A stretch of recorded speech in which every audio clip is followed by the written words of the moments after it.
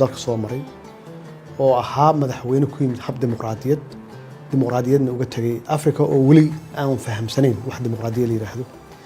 marka haddee markaan arkayo subax walba macnaheedu waxay tahay in lagu daydo oo dalkan uu gudbay dimuqraadiyad oo runtii aan doonayno inaan hormarino dimuqraadiyadda